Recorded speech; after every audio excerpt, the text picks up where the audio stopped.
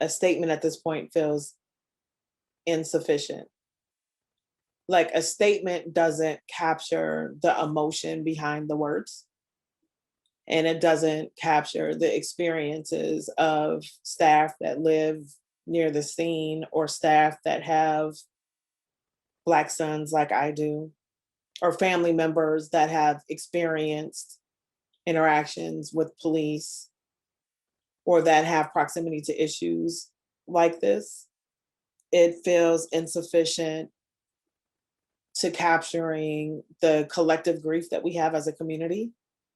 It feels like it's not an action, but it doesn't feel right not to acknowledge that Dante Wright lost his life. I don't know what it means to be a Black man. I know what it feels like to parent a Black man. I know that we have a biological response, that there's been many studies on fight or flight.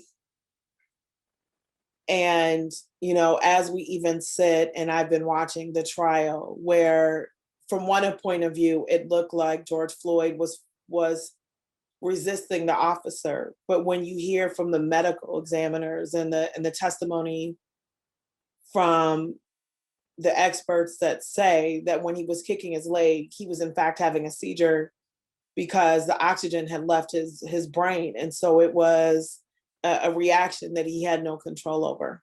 And so when you think about the images that have been seen, and if for some, a police officer is someone who you're not afraid of, but for others, it is a life or death situation. And so what might seem reasonable to some may not seem reasonable to others.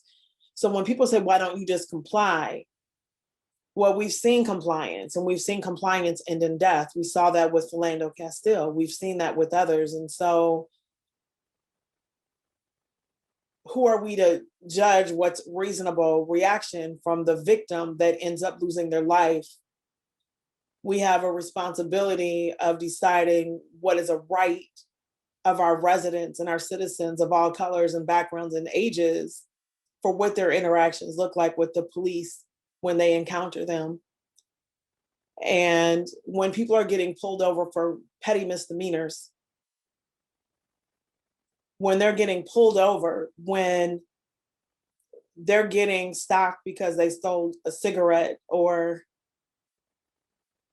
these minor incidents, a broken traffic, a light on their car, and they end up dead, how is that remotely justifiable? And the collective trauma that we're going through as a community is unbearable. And we've seen that play out last night with the looting and some of the behaviors. And what I hope that is understood is that that is a collective crying out from a community that is fed up and ill-equipped to cope with the situation that is in front of them, which is a constant repeating and visual imaging of death that is unjustified.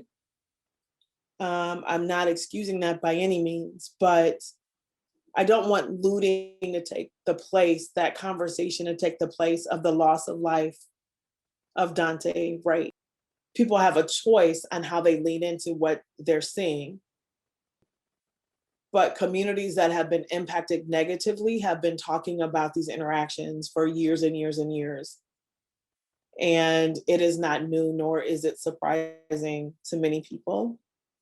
And the videos of these incidents and the aftermath are creating an opportunity for other people, the broader community and world, to have opportunity to witness the experience in ways that I hope open their minds, their hearts, in ways that move their actions to, if they don't understand, perhaps they will have more empathy and begin to listen, not by centering their experience, but by understanding the experience of others.